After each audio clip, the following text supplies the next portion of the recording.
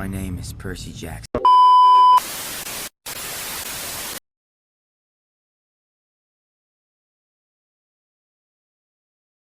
Hello, everybody. Welcome to another post season 2 podcast where we don't know what we're doing quite yet. But like there has been a topic that came up a couple times recently that I just thought it would be like interesting to talk about because we have two different experiences with it, which is the idea of being no contact with a parent. Both of us with our moms, unfortunately, I feel like no contact being a thing people talked about probably wasn't around when your dad was around, right? Not that I remember. It used to be called being estranged from your Mm-hmm. parents. Like when I was growing up, even in like the 90s and 2000s and stuff, people called it that. It was like the same thing, but like I remember hearing it more from people saying that they're like from like the parent side, saying that like Yeah. they were like estranged from their children or whatever. But yeah, it was just not talked about the same way. Technically, I have no contact with my dad because he's super dead, but I Yeah. guess. Mostly just called it being estranged. It just wasn't, it didn't feel like the same thing in a way, because we didn't put such big weight on this like idea that I don't really talk to my family. It was just kind of like, every one of us probably had one elusive uncle who was like, maybe I'll show up to one Christmas every 5 years. Both as millennials have been alive to see this shift from like go to therapy being an insult to people just do it. People actually go to therapy and it's Yeah, not a big deal anymore. yeah. Like, I actually thought about this with a couple like online friends that I had like years ago when I went first back to therapy.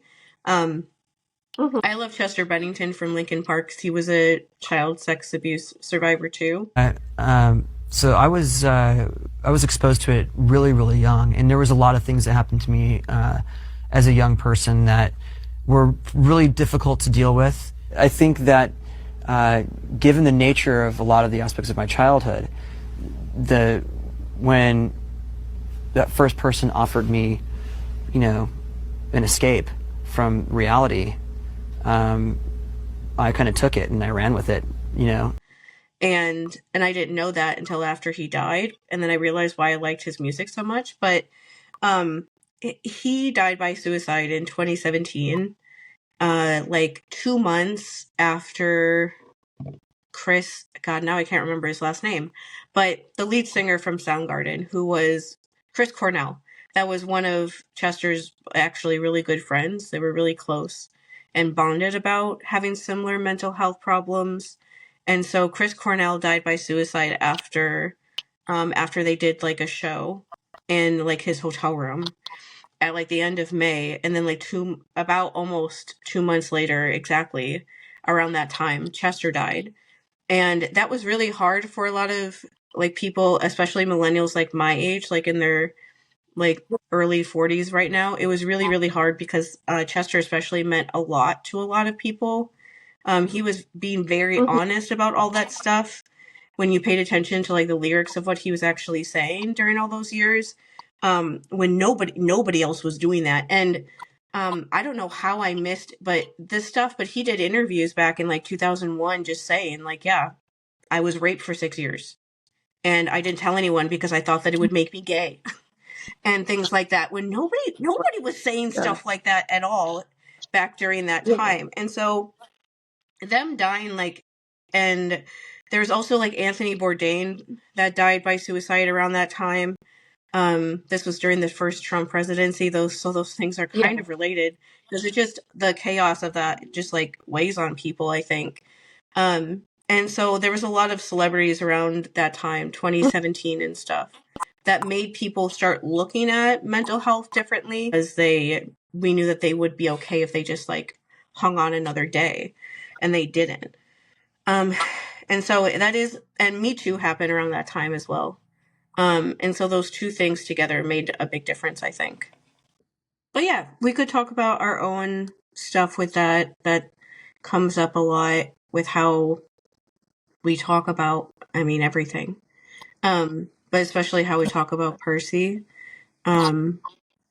Because there are a lot of characters kind of doing that, or should do that, or are trying to do that. He's vying for Mother's attention while pretending that you're not.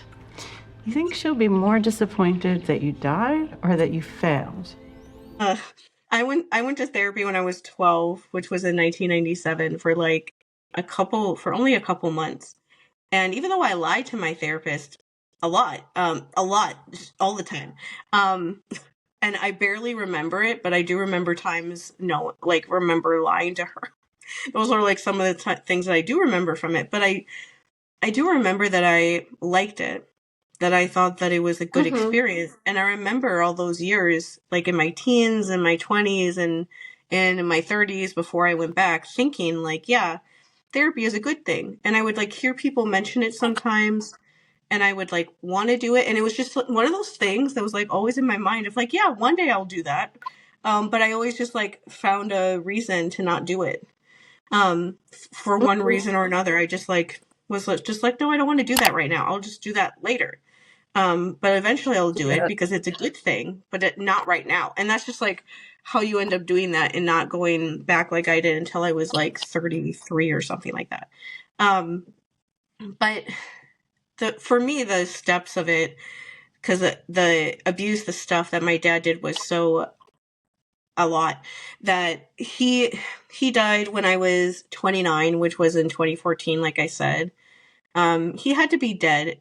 Like, I realize this now. He had to be dead in order for me to, like, do anything, because it was just he was still too scary, for me to imagine, like, doing that. Like, it's already hard enough to figure all that stuff out, especially when somebody hurt you like my dad did. And, like, it was really hard telling everybody and all that kind of stuff. And it is like a mixed bag. Like, yeah, it was easier for me because he wasn't alive and I never had to talk to him. And I never had to like wonder if he was going to show up at my house. I never had to worry about like what his reaction would be. He never could have like said anything to make me sound like a liar or anything like that, because he wasn't around and couldn't do that anymore. But at the same time, it was also really hard knowing that after he died, that if I was going to ever tell anybody this stuff, I would be telling somebody something about someone they love that's no longer even here anymore. And so they like can't ask him any of the sort of questions people imagine asking when you find out something like that about somebody. And so it was this weird, that was honestly some of the stuff that made it hard to imagine doing. For me, was like, I don't know, like it felt just horrible to know that I was like changing their opinions of him when he wasn't even like here anymore. And so I feel like no matter what, it's never easy, and there's always something that's hard about it, no matter how it happens. But for me, he had to be super dead in order for me to even imagine doing it.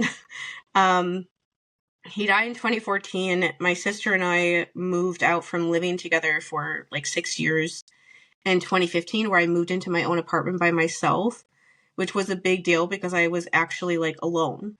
This is like why fandom is such an interesting thing for me. When the Star Wars movies came out, I made a bunch of friends online that I listened to a podcast they did then, and I don't think they're still doing episodes anymore, but they did a podcast about the books of Star Wars, and so I've always loved the books, and so I just started listening to it, and all of the hosts were in therapy and would just like openly talk about that, like talk about going to therapy every week, talking about like changing their like medications they were taking.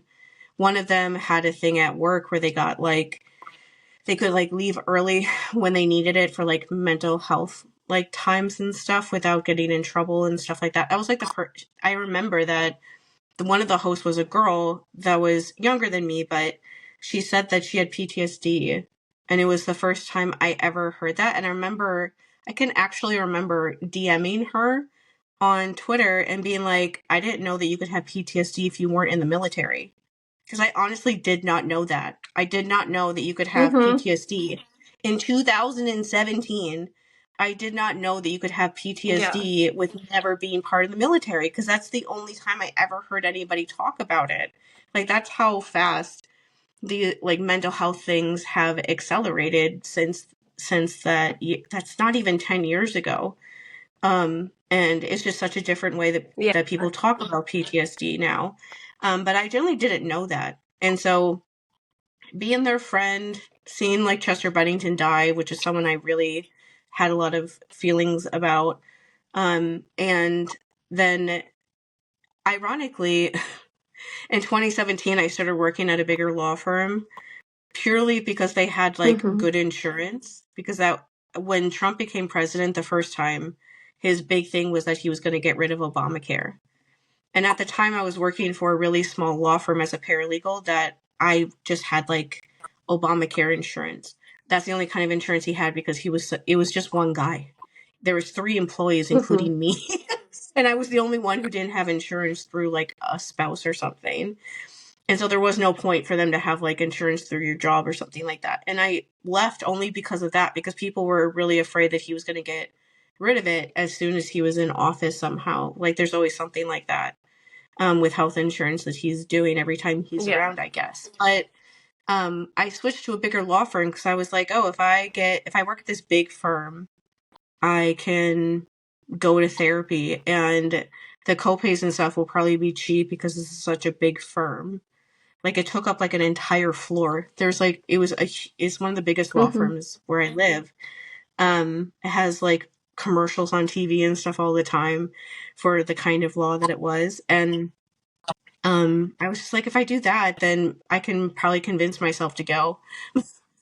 Because it's not going to be that expensive, and it couldn't be that expensive in order to convince myself to even go. And so it took me another year, but finally in like beginning of February of 2018, I finally like went and started therapy for the first time.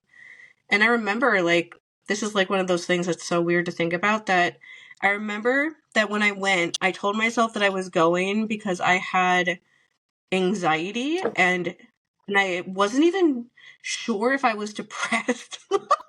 Like, I didn't think that I was depressed, and I didn't want to say that I was. I didn't feel confident in the idea that I was. And I told myself that I would go to therapy for a couple months like I did when I was a kid, to just like work on something quick, feel better, and then leave. Like the way that people who haven't done it before think about trauma therapy. Like, I'll just go for like 3 or 4 months. They'll fix what's wrong with me, and then I'll just like leave and bye. I'm done. I'm just gonna move on. That's what I thought that I was gonna do. And then like 3 months into seeing and then 3 months into seeing her, I finally like told her what was actually going on, what actually happened with my dad, which was the first time I ever told like somebody like in person. I told like a couple friends that I made, the friends that I mentioned before online, like right when I told her too. And I don't even, it was one of those things to talk about like the no contact stuff with my mom that made me like, for whatever reason, I guess one of the things when you have like big trauma like that, like I had growing up, that's hard for it's hard for even you to understand, is that there were like 2 or 3 memories that would just never leave me ever. And they were the only ones that didn't. They were so annoying, and they would just never go away. All the other ones disappeared because of whatever, dissociation or me blocking them out or whatever. None of the other ones were ever there. There were like 2 or 3 that would not leave, and they would come up in my mind like every week, every 2 weeks, regularly. They would just like pop up, and because I never wanted to think about them or deal with them, I would just be like, no. But that's why they kept popping up like that, because I know that now, because I never wanted to deal with them. And my therapist was helping me understand that like the relationship I had with my mom wasn't like healthy either, even if it was very different from the relationship I had with my dad, because I looked at them in a very like, my dad was like a demon, and my mom was like perfect and never did anything wrong. And like neither one of those is actually, true. Nobody is that like black and white. And so her helping me see that some of the things my mom did in the years wasn't good either. I remember she ended a therapy session asking me, like, why is it so hard for you to admit that your mom did things wrong too? And like immediately my brain just like thought, like, because I need one of them to be good. Like I want one of them to be good, because if they're both bad, then like what am I going to do? Like, and I just like knew that was why, because he did that to me, and I wanted so badly for there to be one of them that could be a good person. And so I didn't want to ever admit that she could do something wrong, because that was like scary. And that's not an uncommon thing. That happens a lot with people that go through sexual abuse. I got fired from the attorney job I was working at because I just stopped doing work for like months. Like after I told my therapist that in like the end of May, I didn't really do work I got fired, and like I went on short-term disability leave in like October, and then they fired me like a month later when they realized I hadn't been doing any work for all that time. But between like June to like September or what, I was not doing any work, and I couldn't. I would just like sit at my desk like frozen and just like stare off into the distance. And so I told my therapist at the end of May. I told my mom at like the end of August, which was like god awful. It was like besides like, I guess, like throwing something at you and telling you that you're a loser or something like that, which she didn't do that, but basically telling her was like the worst case scenario. And like the therapist that I had at the time, I will say, was a horrible therapist. She had no idea what she was doing.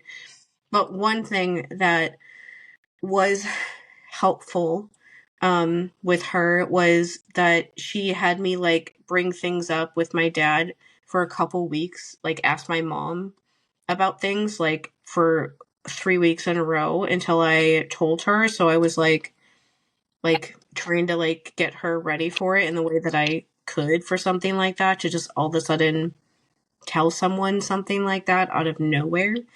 But it was seemingly out of nowhere, at least for her. Didn't want to believe that she knew. That one of the only things that I remembered still is that I remembered trying in the way that I could when I was like 9, telling her about it.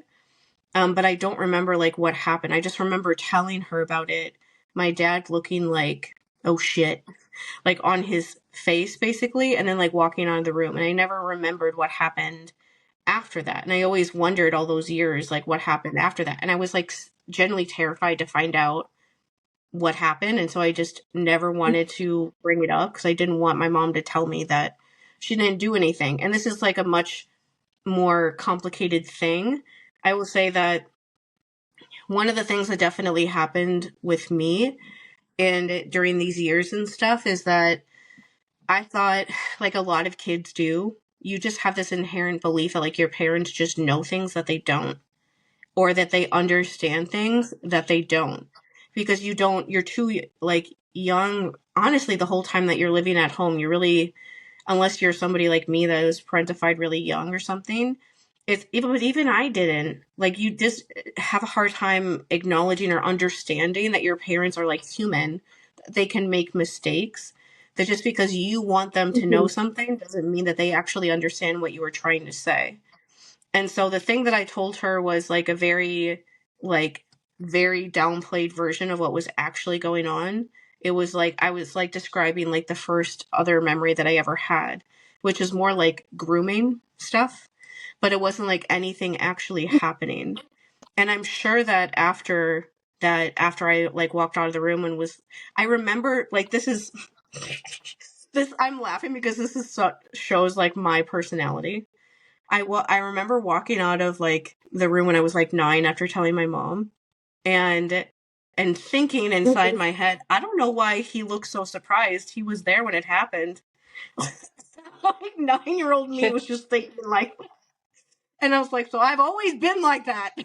Just in case anyone ever wondered if I was not like that like this all the time. No, I really was all the time. Or that when I left the room, then that he found some way to like downplay what I said or like explain away, make her believe that it wasn't actually as bad as it seemed. And one of the things that's hard about it is that people don't want to believe that people do that.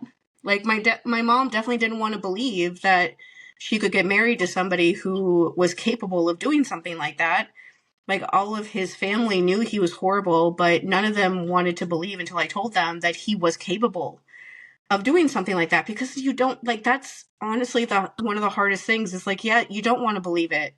You don't want to believe that somebody that you love could do something like that just feels so wrong. And you want to believe that, and you also, people just want to believe that if they were doing something like that they would be able to tell. It's a really hard, really, really like bitter pill for people to try to swallow, to realize that they don't. That you can't tell. Ever. You can't tell. And like, I hope that this stuff going on in the news right now makes people realize that. I don't know if it ever will, but you honestly can't tell.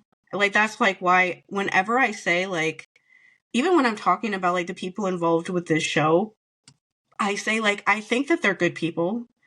I think that Rick Riordan is a good person. And I'm not saying that to be like mean to them. It's because I'm like, I don't know. Because somebody could come forward about some of those people one day, because that's how abuse works.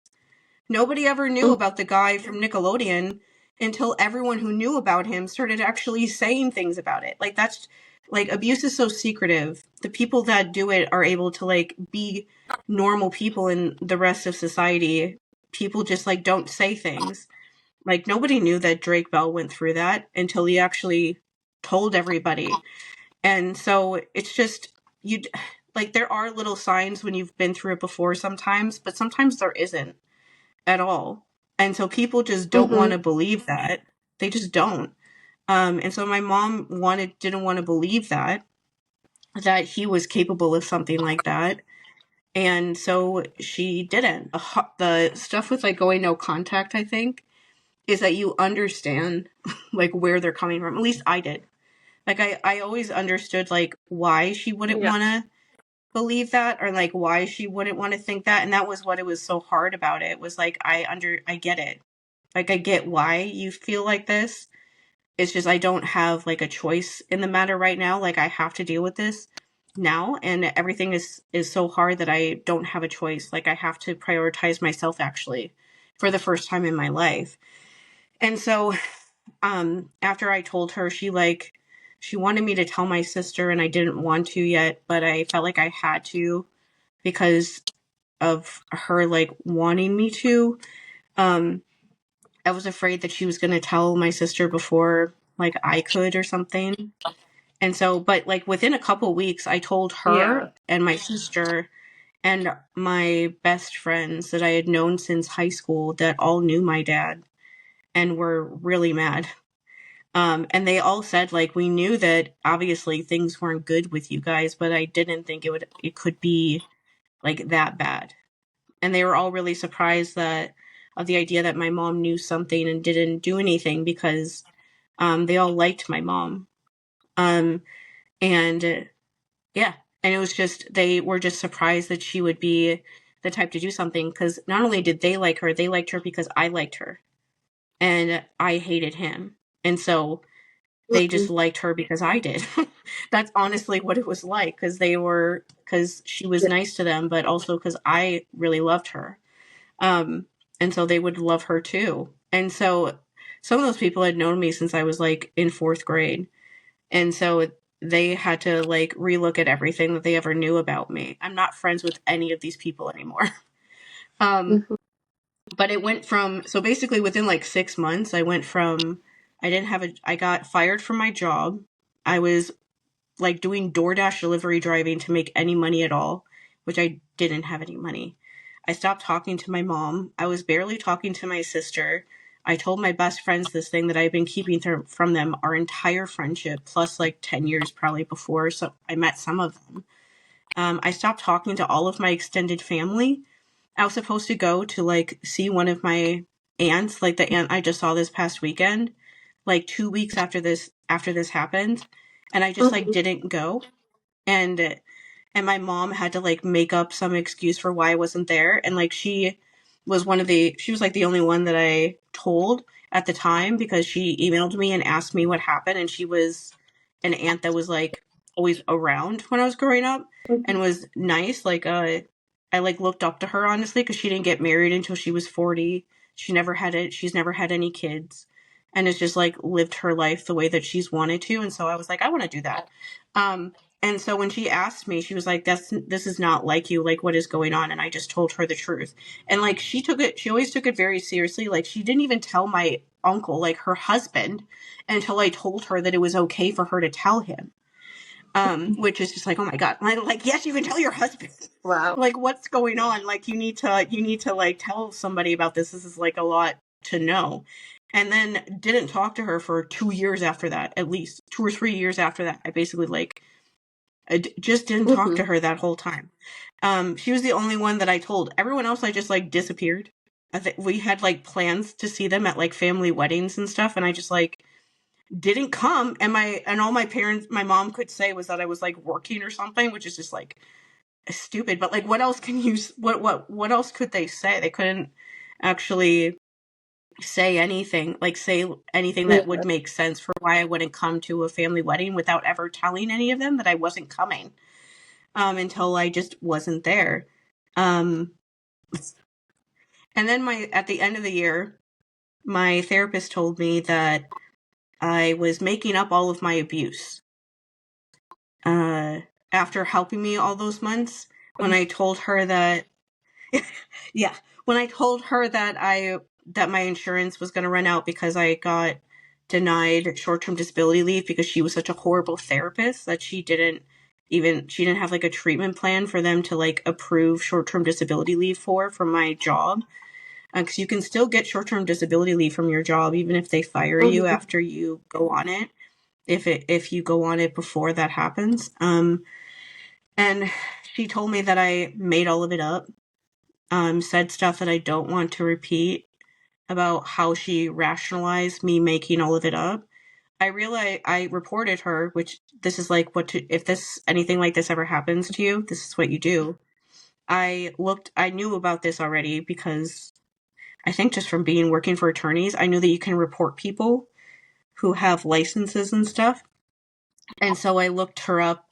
I looked up her license, made a report about what she said and how harmful it was, and how there's no way that she didn't like that. It was just impossible. Like I showed every like PTSD symptom possible by that point. I was sleeping like 3 or 4 hours a night for like months by then. And I was like, what do you mean that you think this didn't happen? And I sent in a report for her, and I found out afterwards when I just like looked her up that she lived in my hometown, like the tiny town that we lived in where a lot of this stuff happened. And I was like, did you know my parents somehow? And the main thing that was going on for like 9 months or so, from like September to like May of the next year, my mom, the only place she could message me was on Facebook. I had her blocked like everywhere else. And so I just like left it open because it just like, I don't know, it scared me to have like no way of her being able to contact me. It just made me afraid of what she would do at the time if she like couldn't contact me somehow. And so she would message me there sometimes, I think when she was drinking, because this was when she would do that. She doesn't drink anymore, and hasn't for like many years at this point. But back then she used to sometimes at night, and I could tell because I would like check that every once. I had like the notifications off, and I would just like open it up every once in a while and look, and sometimes there would be messages in there from her, saying just like, all the mean stuff that you can imagine, like a mom that's had a kid go no contact and they don't like it, says like, oh, I hope you're happy not having a mom, and stuff like that. And I remember in May of like 2019, I looked at that and saw that she sent me messages like that. And all this time, like all these like 9 months, when she would send me messages like that every couple weeks, I never told my sister about it. Because I was just used to like not telling anybody stuff like this going on, because I just didn't all those years with like my dad and stuff. And so I finally just, whatever she said just like hurt me enough that I like sent screenshots of it to my sister. And she was like, what the fuck? And she told me that like a family member of ours, like a grandfather of ours had like recently died, so she was probably upset about that or whatever.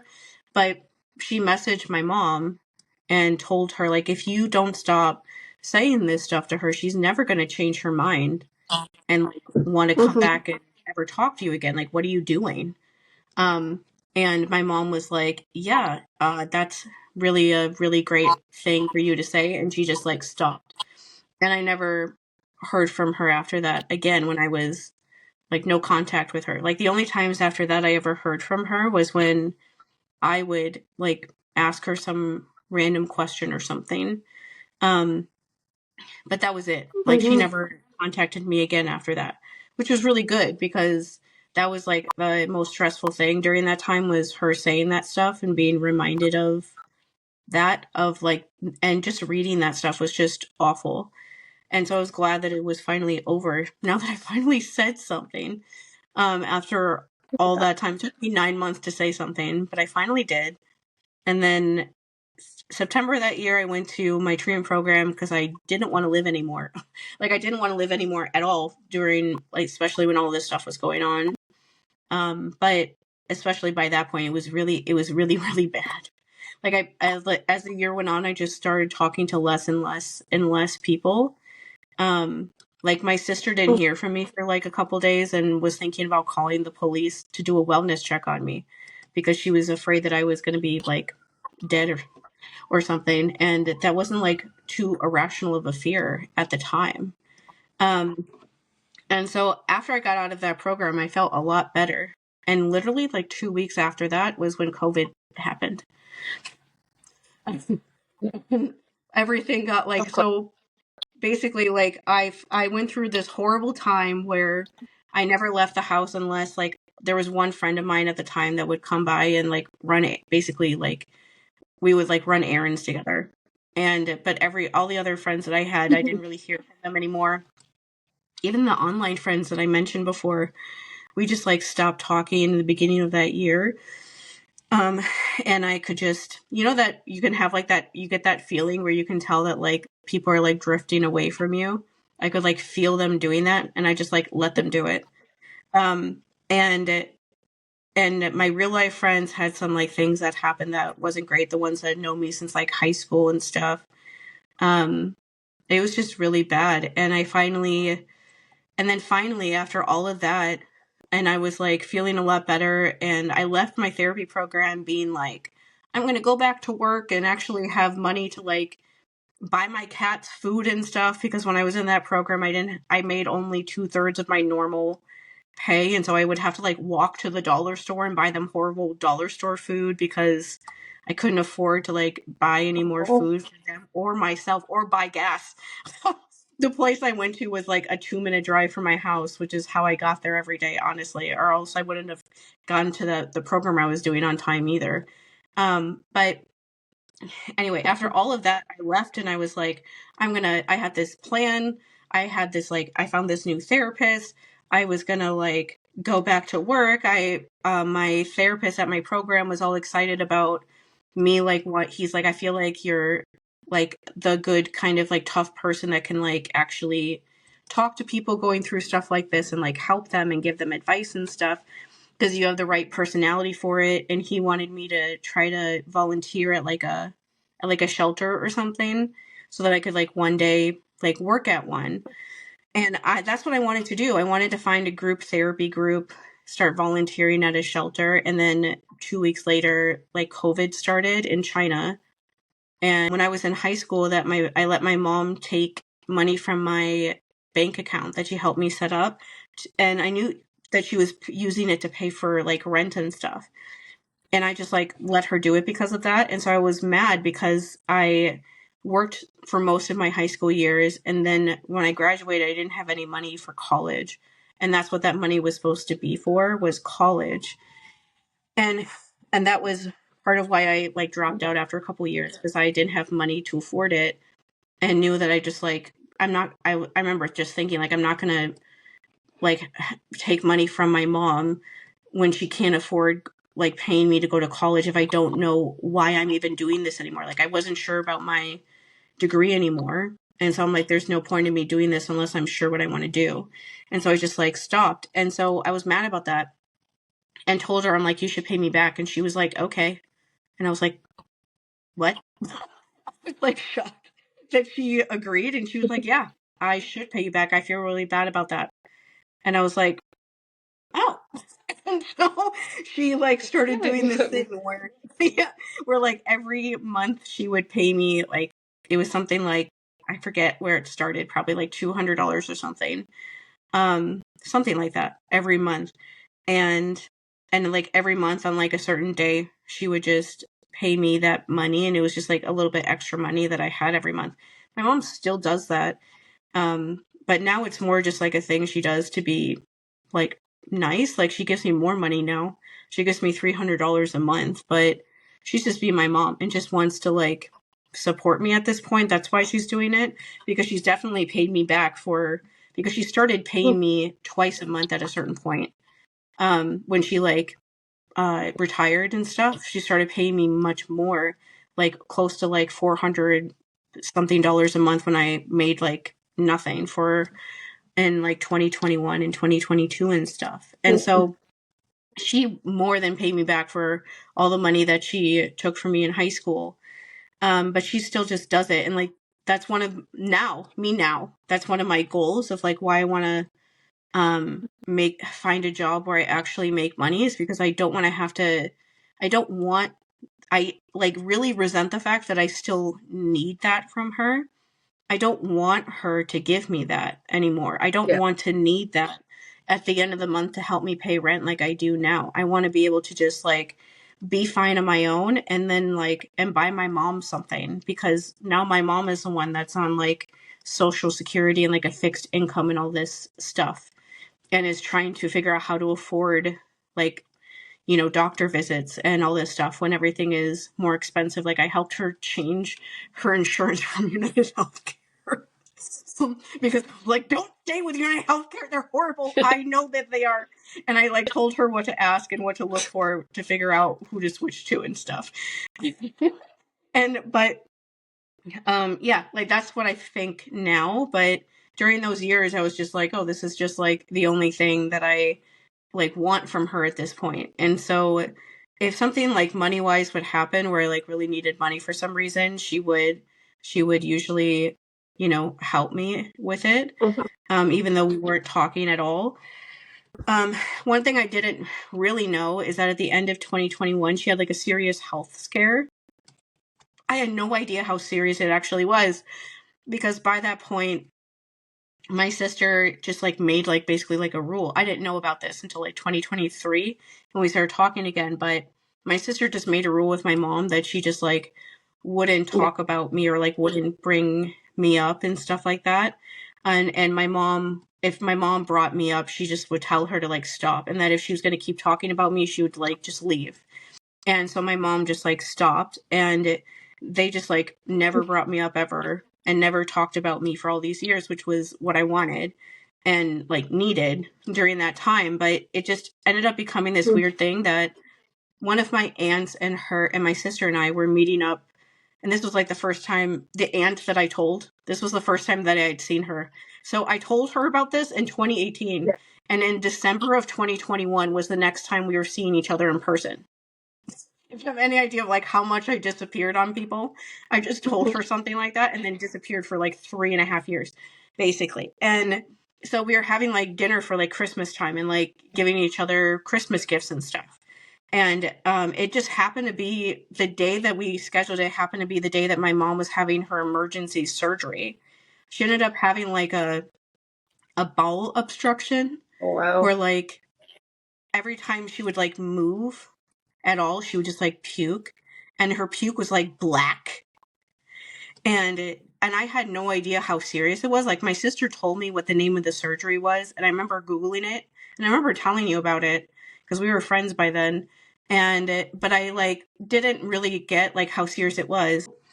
July of 2023, it was just like it was one of those times when like everything is going wrong in my life at the time. Like, both of my cats were sick at the same time, where I honestly didn't know which one to take to the vet, and I couldn't afford to take them anyway.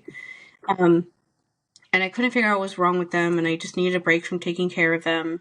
I had shingles again because I was so stressed out. The other time I got shingles was in 2017, and it was purely just from like being really stressed out all the time that I got them.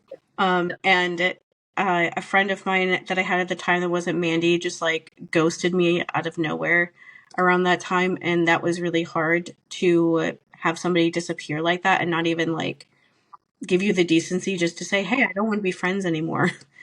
And that was really hard. And so I just asked her because she was the only person I knew like in town like that could like take my cats for a little bit to give me like a break. Because I just recognized I needed a break. And so I just asked her if she would. She at first said no. I realized later that she said no because she was going on this big, very long trip with her boyfriend very soon to when this happened, and didn't want to have to like take them and then bring them back again. But then she was like, I'm sure she was like, what am I doing? And then like the next day changed her mind and said, never mind, I'll take them for a while. She came over and took them, and I like said thank you to her, but she was very like, even the first time she was there, she was very like respectful of what I would want. Like, she asked me if it was okay if she said that she loved me. Like, she was asking permission. Is it okay if I say I love you? And and and I gave her like a hug when she was here because I was so thankful that she was taking them, because I just really needed a break. And she was like really surprised that I even wanted to do that at all. And she basically just like walked in and I remember I was just like sitting on my couch, and she just like took this deep breath and like saw all the paintings on my wall from all the paintings that I had been doing that she didn't know about at all. And she just like took this deep breath and told me like, I'm really sorry that I wasn't there to protect you. I should have realized what was going on and I didn't. And I can't believe that I like that was happening to you and I didn't realize, and that I should have stopped it before I did, and I just didn't. And said like, for the rest of my life, I just want to do anything to make you happy, like no matter what it is. Like, I don't care what it is. I just want to make you happy for the rest of your life. Even if we don't talk again, that's just all I want to do for you now. And she like walked out, and I just like stared at the door like, was that real? Like, was that was that a mirage? Like, what do you mean? My mom said that? She used to say such hurtful things to me like 5 years before this. She would never like even admit that she didn't protect me and things like that. And then suddenly she's just admitting that she didn't. And I was just like, oh my God, like, I was so shocked and just like kept crying for hours and was just like, what do I do? Like, this is like what everybody wants to hear. And most people never hear this. If it's like low contact or something, I was like, I want to at least try. And even if this doesn't work out, I would rather try and know that I tried everything to have a relationship with her again than to like, not even try and just be too afraid to even try it at all. I will say that people that I knew in my treatment program were like, how did you go no contact with your mom? How did you do that? They thought that I was like this mystical, magical figure. They could not fathom how I did that without like a therapist telling me to do it first, that I just did it. Like, I just knew that I needed to do it. And I think it was honestly autism that I started reading like some books and I started following people online that talked about this stuff, and like going no contact was just like the step you did when they like didn't believe you. And so I just was like, yeah, that's just what I need to do now. And so I just did it. I didn't really, I don't know. When people say that stuff to me, even now, I'm like, I don't know, I just did this. But that's like something too that people are like, how the heck did you like have the guts to like try again? I'm like, because I didn't want to like wonder one day. I didn't want her to die one day wondering what would have happened if I would have tried. And so I just did it. And she came, and I told her that she could, like, I asked her to like come over and like talk to me. And so she came over and told me some stuff that happened in the years that we weren't talking, but mainly just told me like why she made the decisions she did. Like the main thing for my mom was that her dad was, her parents also got divorced when she was 12, like mine did. Her dad was very similar to like my dad in that way, where he was an alcoholic, which my dad was not, but he was an alcoholic and out of control and very mentally ill, and come home drunk yelling about how he wanted to kill himself and mad at my grandma or my mom's mom because she would like hide his medication so he couldn't do it, and was just out of control, was like cheating on my grandma with people from the church that he was a minister at, and like ran off with a girl from the church when she was 12, which is why they got divorced, because that was before my grandma could even have like her own bank account without a man helping her, for like at least 8 years before that could happen legally in the US. And so she got by with like help from a lot of the friends that she made at church and stuff to like feed my mom and her older brother. That was the two that were still at home. But because of that, her dad was like never around. And so she thought that her keeping my dad, like not giving my dad a chance to be around still, was like doing the same thing that she felt like gave her so much pain growing up. Like for her, it was really painful that her dad was never around. And so she felt like she was going to do the exact same thing to me that put her through so much stuff when she was younger and didn't want to do it. And she's like, I obviously realized that was wrong. That was obviously like the wrong decision to make, but like that's why I made it. And I was like, oh, and just like admitted that, like, yeah. And whenever I post about this stuff now online, she'll be in our replies saying something about how I'm great or strong, or people should listen to you. Or there was one day that I like reshared something about something to do with abuse stuff, and it wasn't even about, it was like one of those like meme posts that was like, when you were growing up, did you like disappear into books and movies and stuff to dissociate from the world? And then after you like got help, you don't want to do that anymore. And so now you like don't read at all. And that was me. Like I used to read over 100 books a year, like sometimes 2 books in a week. And then I just stopped reading completely when all this happened because I was too depressed. But then now I'm like, I could read, but I don't need to like, escape from my life the same way anymore. And so I'm like still trying to figure out to find motivation to like read books and like watch new TV shows now that I don't need to do that anymore. But I just posted something like that on like my Instagram story, and she replied and said, I'm sorry. And I was like, you hush, ma'am. This is not about you. And so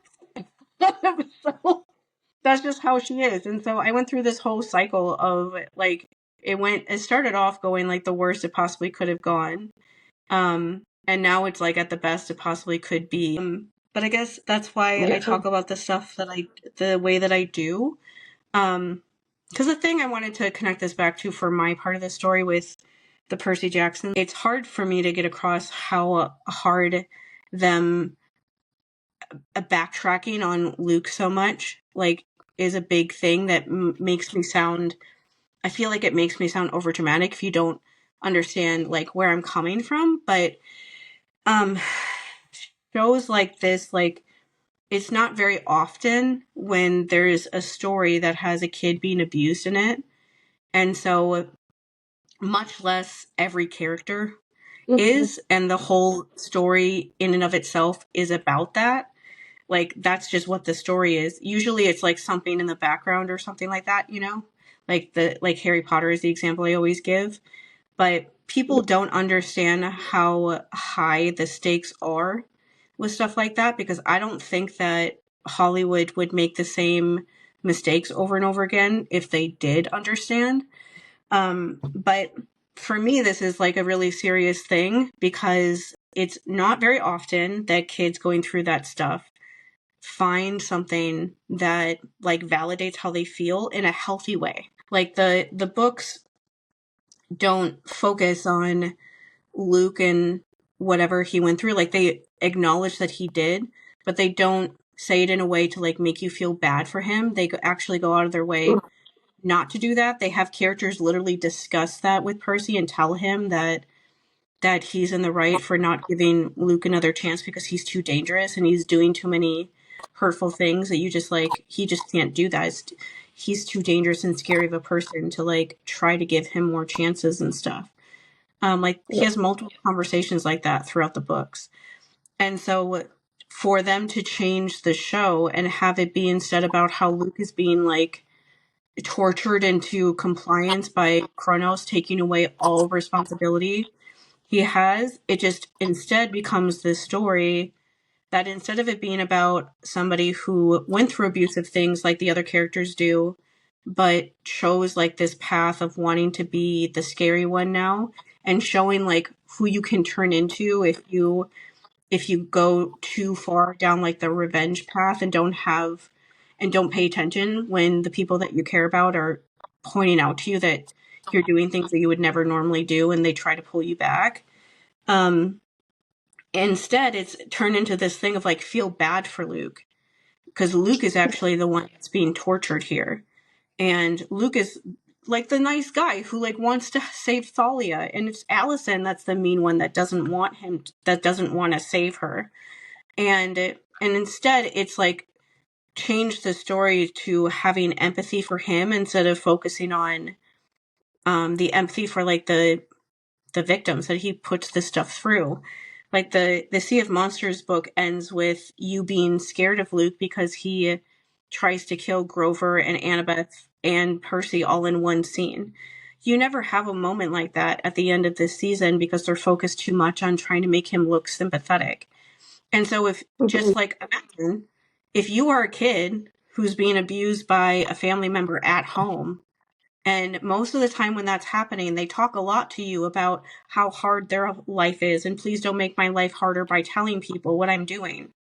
And then you watch a story like this where they reiterate that idea.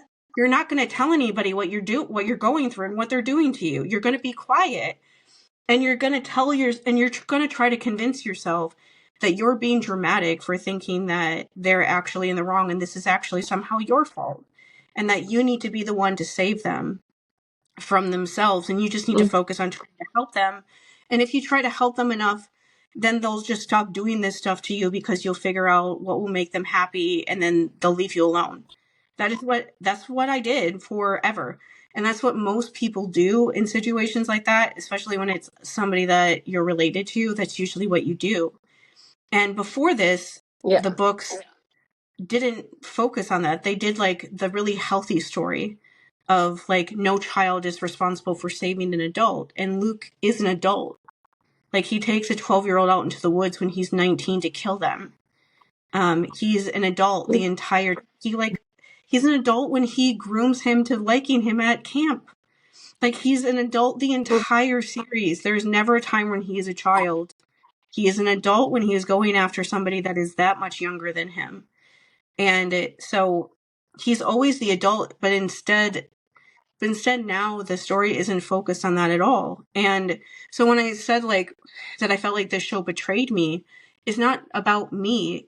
It is about me, but it's also, I think about all those other people, like all those other kids watching this show that are getting the completely wrong idea. Like how many more years of their life are they going to spend trying to do this before they realize that it's not the right thing?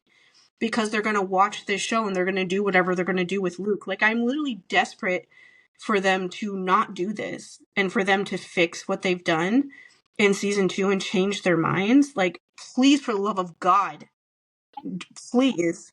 Like, and it's not an exaggeration to say that the stakes are that high for a show like this. It is made for children.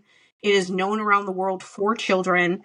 It is the only book series for children where every main character is disabled and also abused.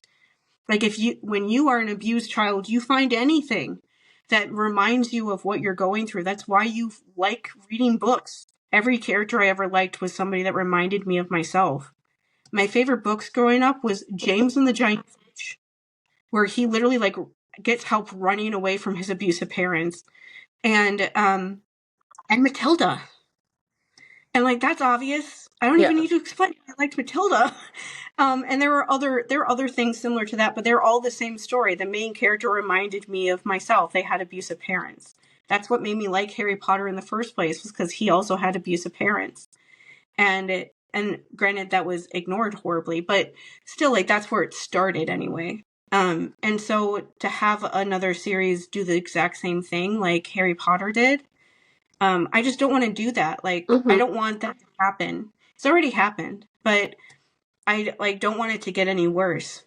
And I guess I just needed to state that because I feel like sometimes, I don't know, I don't want people to see. I guess the thing I'll say is there are a lot of book purist people that are just mad because anything has changed at all.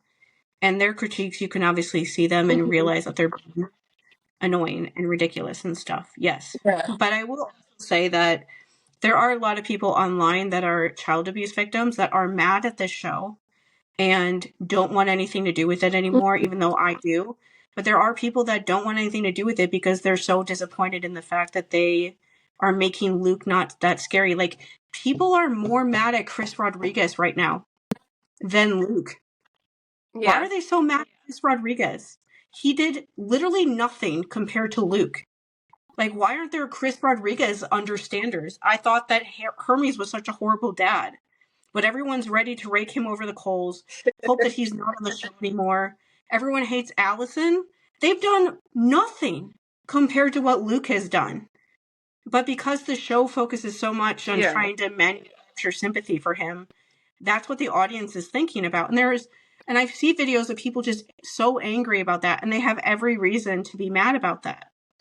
And so if you're gonna, like, don't just, like, knee-jerk, like, defend the show. Like, think about who you're actually saying that to. Because whether the show thinks about that or not, it doesn't change the fact that a good amount of their audience are kids going through abuse. And now they're getting, like, the worst message of all time. They're being told that their abuser is a revolutionary. Yeah. That that you need to just be abused so that they can save the world. Like, I really don't think that's something they need to hear right now when what's going on in our government is going on either. And so that's why I talk about things the way that I do. Now, context stuff is so serious, and even though I started talking to my mom again, sometimes you don't, and you need things to be made out there that is for people in the middle of that process. Because it's really, really hard. You feel like you're dying when you're alive every day, and especially the first year of it, and it feels like you're never going to make it. That's part of why I started making videos on the internet, because I knew that me just showing up talking about this stuff that I've been through would be convincing people just by seeing me that it's possible to survive this stuff when you feel like it's not. And I know that. That's why I like just post stuff, even if I think that it's stupid.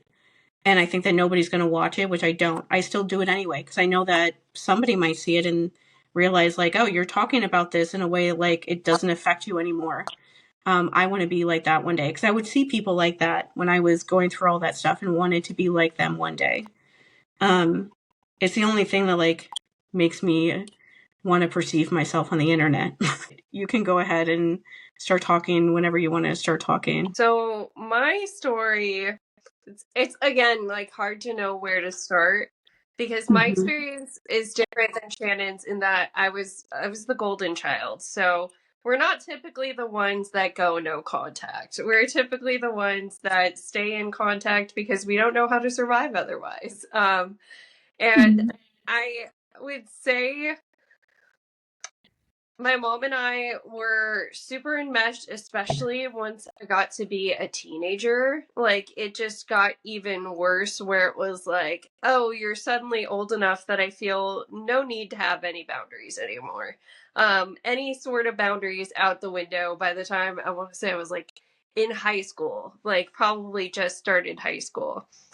And I thought that was cool. And this was the era of Gilmore Girls. So I thought, like, oh, I just happen to have that kind of relationship with my mom. How awesome.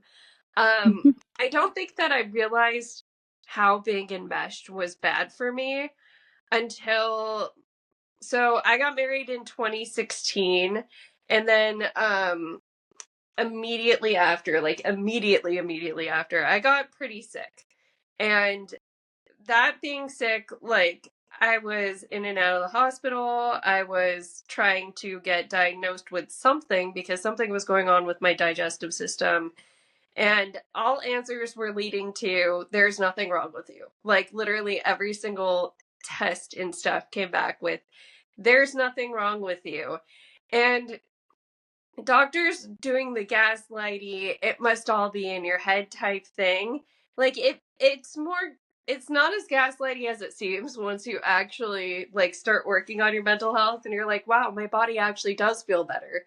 um but there was a lot of that happened over that time of like, well, you know, this must all be in your head, so that's what's going on with your stomach, so let's see if we can address that. And I was never willing to actually address it. I had multiple false starts trying to address it.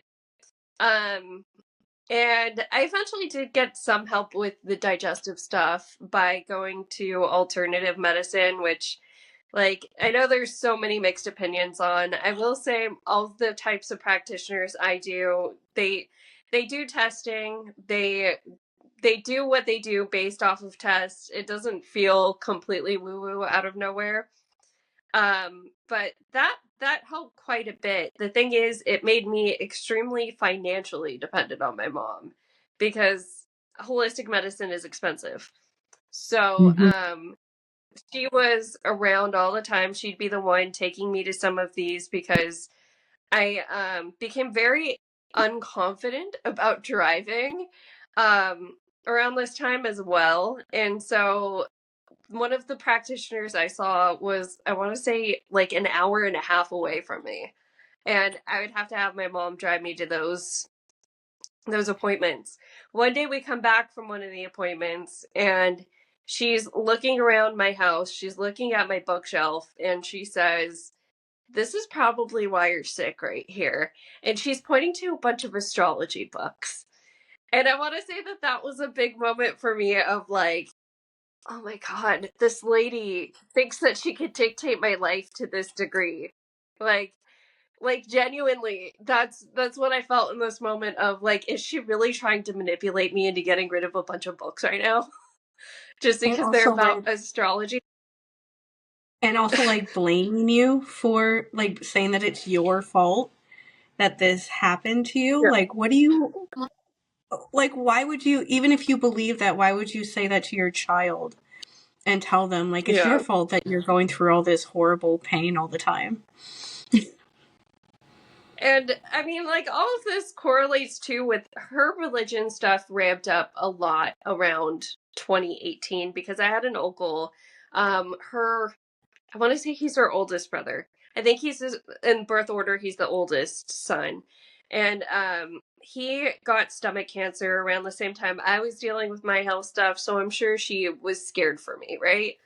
But he was super duper religious to the point where when I had my wedding in 2016, he lived down the street from the venue, didn't come to the actual wedding, but he did show up at the reception, and my mom made me step outside so he could tell me, I'm a Christian, I don't do this kind of stuff, but happy wedding day, here's a check. Um, so that kind of religious, like, she's never claimed a particular denomination either, which is the weird part about her being super religious the way that she is.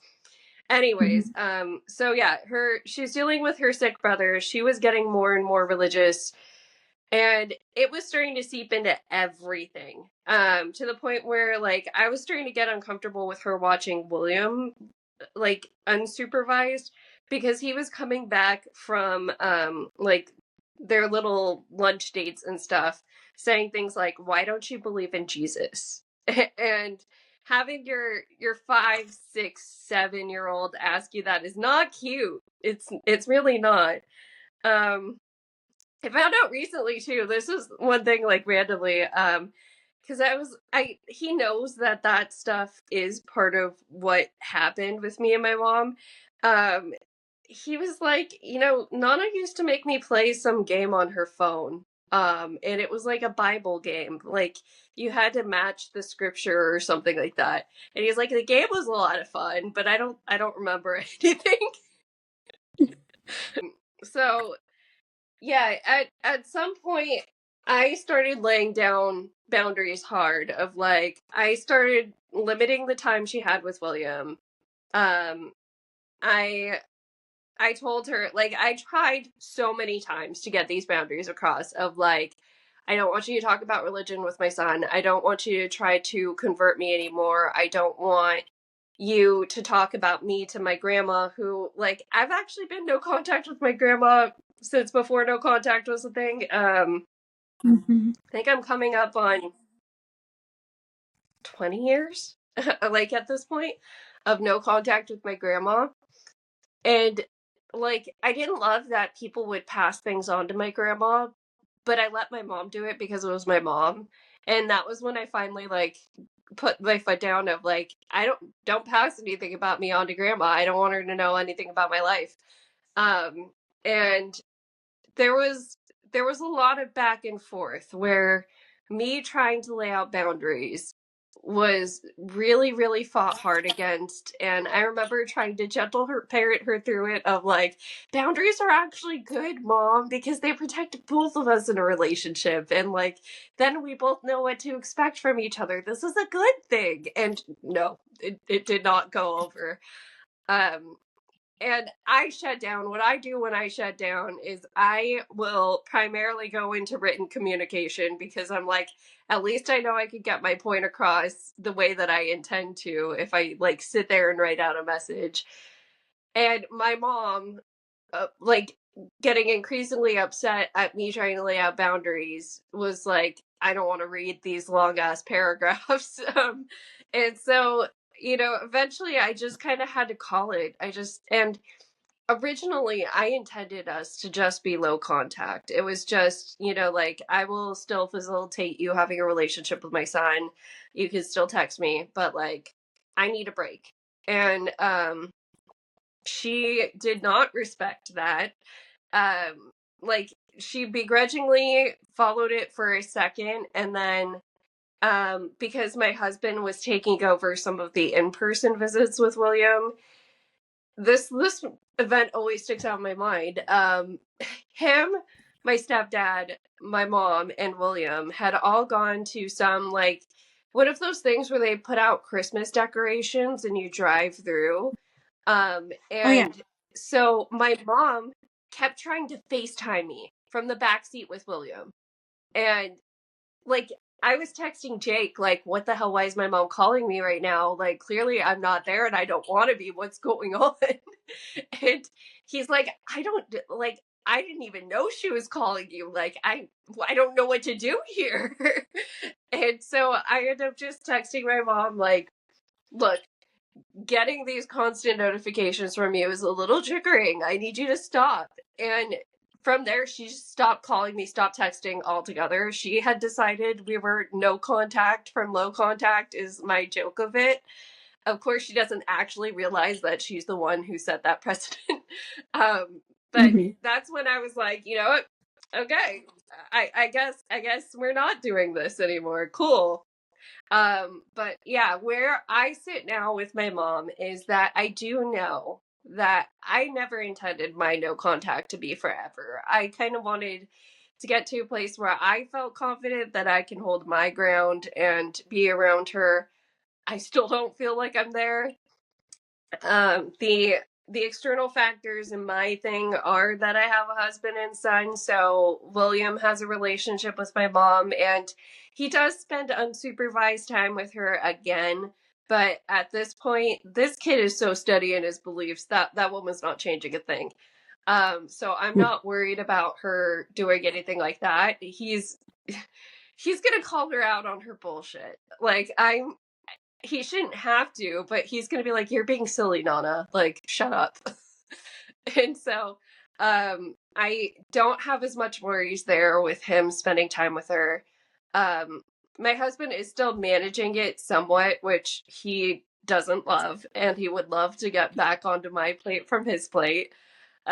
Especially because we've been talking about moving out of the Bay Area eventually, and like when I say that, I have no idea where. Like, the talk goes from let's move closer to your parents and let's move up towards like Truckee to let's just take off and go to a new state. So, like with that kind of being one of our new life plans, my husband is very much like you should probably get back in contact with your mom before that happens, because I don't want to be coming down to California with William by myself so he could go visit your mom. I'd rather it be like, okay, we're going to get this over with for a holiday. The way that white people do. Mm-hmm. Yeah, so that's kind of where I'm at. And what's interesting too is in knowing that I want to get back in contact with my mom, I'm doing things like journaling a lot more, trying to sort out my thoughts on like what this whole no contact thing has been about, what all of the issues were, because it was never just about the religion. It was never just about one problem. It's like all of these fractured problems throughout life of being a golden child. Like, and sometimes it hits me because of things that my brother says. Sometimes it hits me because I'm a mom now myself, and I'm like, wow, my child is an age where this traumatic thing happened that did not need to happen that way. And where was the adult in my life? It's just like, it's hard because I want to be able to tell her a reason when I get back into contact with her. And I know I'm not going to be able to articulate a reason. Like, there's not a reason. It's a bunch of reasons. And, yeah, I don't know. There was also like for a long time, and this is just golden child bullshit, I wanted something to show for myself of when I came back into contact. Like, look, I have this great new job and my life is going awesome. And look at all of this external proof that it is now that I'm not your golden child anymore. But of course, I feel like I'm doing worse than ever that since that happened. So I can't even say that. Is when you're no contact and you're the one, even if you're not no contact, you're just the one, like the cycle breaker in your family. There's so much, you feel so much pressure to like be happy or successful or whatever you think that is, because you want to be an example for everybody else. And you just think like, oh my God, what if I do all of this and I'm not? And what would, they're never going to do it if they think that it's horrible. I used to think that a lot.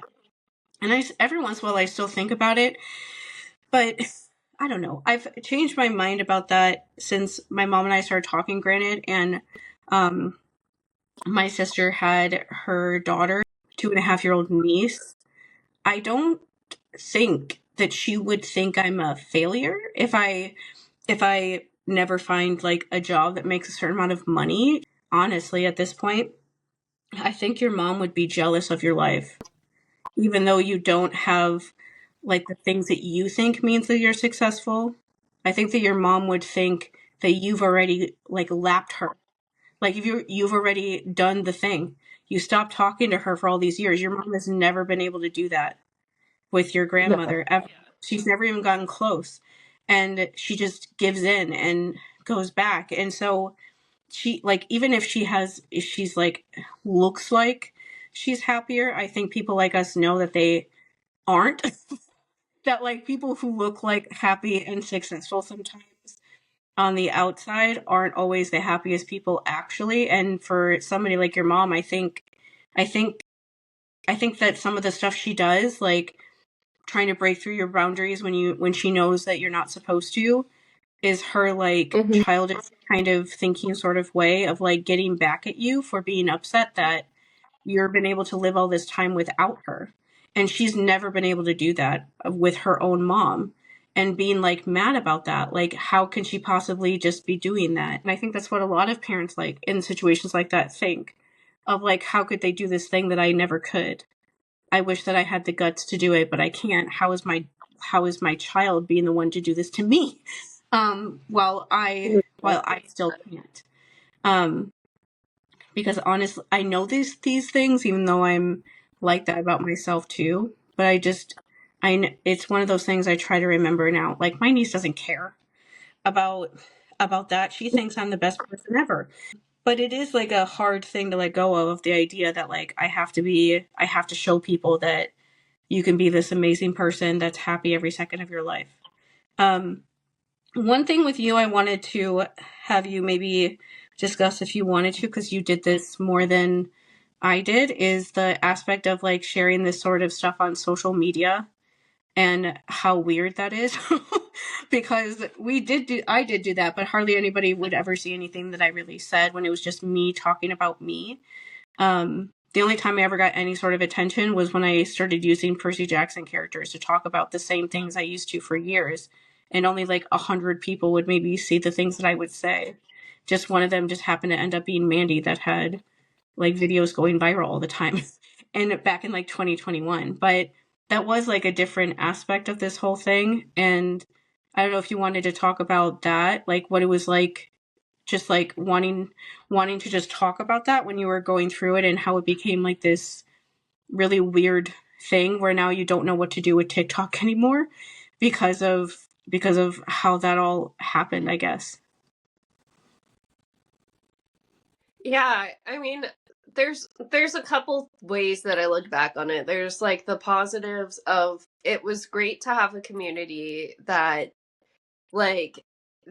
was doing the same thing, that very much was on the same wavelength of like looking back at things their parents did and questioning them and trying to figure out like what makes sense and what doesn't about their childhood. I would say one of the bad things for me specifically, like for a golden child specifically, is that I feel like at times I was doing it to get a little bit of, like community buy-in for some of the things that I was doing, of like trying to get some sort of positive reinforcement, because all of that disappears when you're a golden child and you go no contact. It all goes completely dry. So at some point you do feel like you need it. And then like there were parts that got weird because I did blow up to the degree that I did, that like there were people who would come into my comment sections that acted like they knew what was going on better than I did. Especially if I talked about things like the fact that my husband doesn't love that I'm no contact, or, that my son still talks to my mom. A lot of people aren't understanding of those things in particular, of like, my no contact only extends to me. In fact, when I say that, I'm not even expecting my mom to be no contact with me. I'm expecting her to try. And she has increasingly often recently. Luckily she's on another little break from it. But yeah, like there's a lot that I think, I don't know. I don't hate that I shared as much as I did. You can literally go back on my TikTok and find a video from the night that I told my mom I wanted to be no contact. Which like, I remember making a big deal of that because it was not like immediately after I started therapy. But I want to say like a month into therapy that I had decided I need to take a step back. And I remember Jake saying like, "Oh, you should order some pre-rolls from the dispensary," like just making sure that I had weed on me. And I was like, or he phrased it in a way where he's like, I want you to order these so we have them and we could do this together. And I was, after I had the talk with my mom, he's like, no, I just wanted you to order those for yourself. Like, I knew you would need them. So there's literally a video of me smoking a J in my backyard, because it's back before, like, TikTok used to really, like, shut down anything with that. And, like, talking about how I just did it. And part of what was kind of freeing about going no contact in the way that I did, with, like, when I say I had no expectation she's going to follow it either, when I told her I was going no contact, I was not expecting, like, I'll give you space, like, I'm sorry you're going through something, like, because I did phrase it in a way where it was like, I'm going to therapy, I need space to work on myself, like, these are things that are happening. There was no concern for me, just like, what about me, was literally what she said. And so all of this is documented. All of these early days are documented. Eventually I did switch to Gilmore Girls content to kind of like pick apart Lorelai Gilmore in place of my mom. But yeah, I don't know. It was a time, like it was a moment in time. You had to be there. TikTok then was all these people that called themselves life coaches that didn't know what they were talking about, or just people that were like people like us, but people who didn't really think about, who didn't have like the crippling anxiety of like, what if I give somebody advice and it's not the right thing and I like ruin their life, like we both do. Like every once in a while somebody will DM me and ask me for advice about something. Like a couple weeks ago there is somebody that asked advice about like a grooming sort of thing, and I literally sent like screenshots of every single thing they said and sent them to Mandi, and then we both said what we thought we should say, and then I said what we both said like back to her. So it wasn't just even, I was like, I'm terrified still to like give somebody advice like that, even though I know what I'm talking about at this point, without like asking somebody like her first, just to make sure that I'm saying everything that sounds okay. The general advice that I would give people is to find a friend online, obviously, that can understand what you're going through, because it is really hard to, like, I just stopped trying to make new friends because I don't like leaving the house anyway. But it's also just like an impossible thing to imagine trying to explain people like, oh, what do you do? Or like, what's your life been like? Yeah. Like, well, my life completely upended. I don't even know who I am anymore. The person that I was for most of my life doesn't even exist, and I'm not even sure who that even was, and I don't really remember anything from my life either. And so that's a question that I will never answer, because I'll never remember most of these things.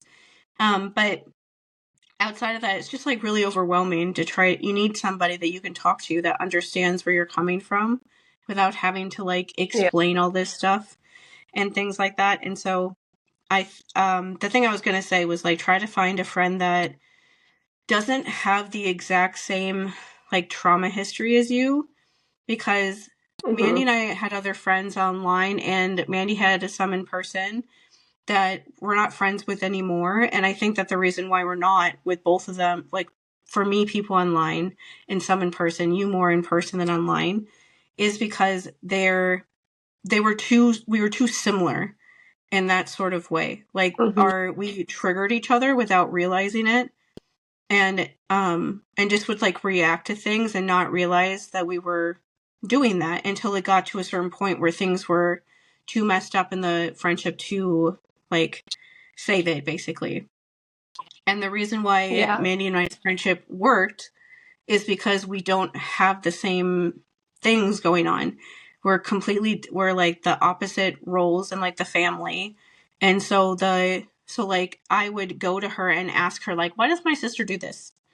And she would be like, why did my brother say this? And so we were able to like tell stories and like get more perspective from somebody that we already know and like and trust. And so we know that what they're saying is right. And it just makes you see the other person like more of like a person, instead of being like, they're just out to get me, like how a lot of the stuff online can be with this sort of stuff.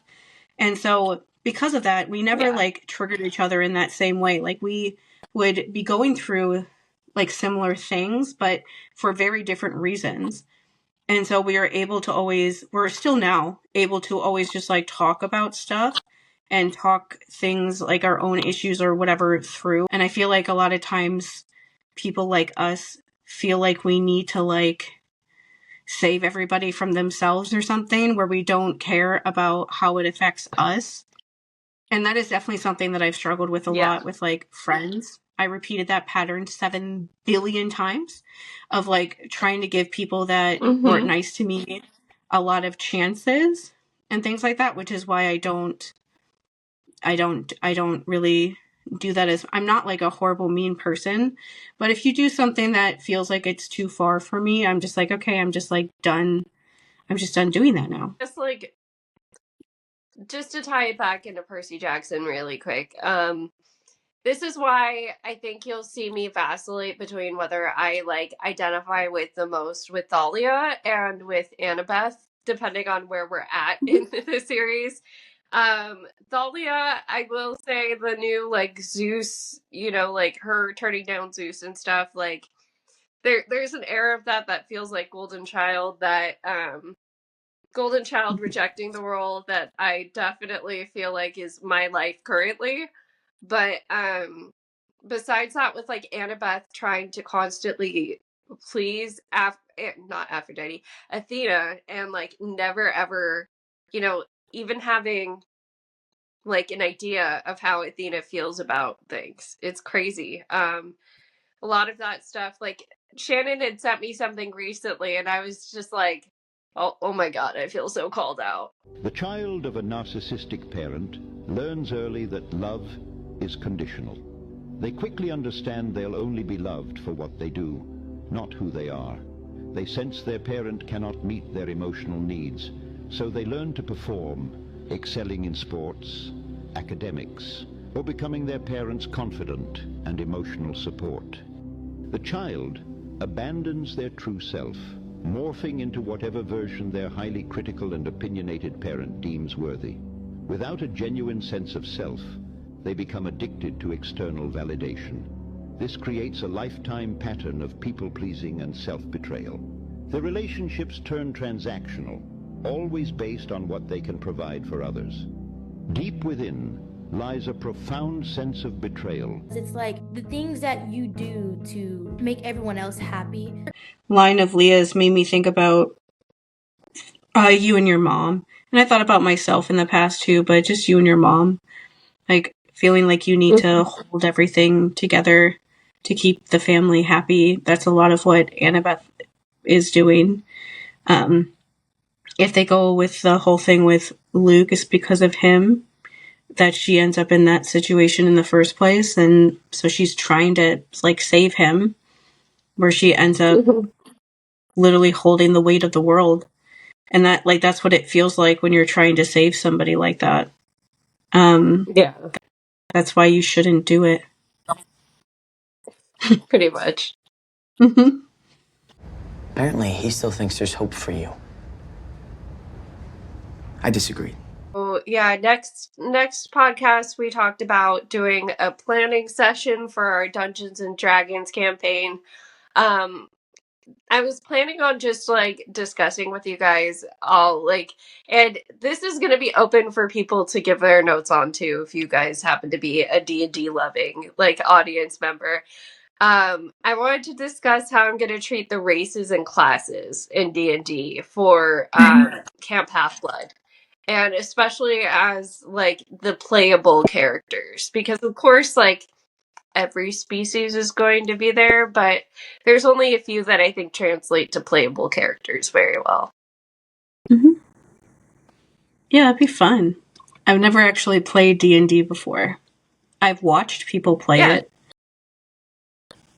Yeah, it'll really be fun. basically just like a spoken choose your adventure with dice.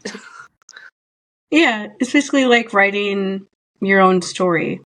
It's like the choose your own, like you said, choose your own adventure games that people used to do, or those books.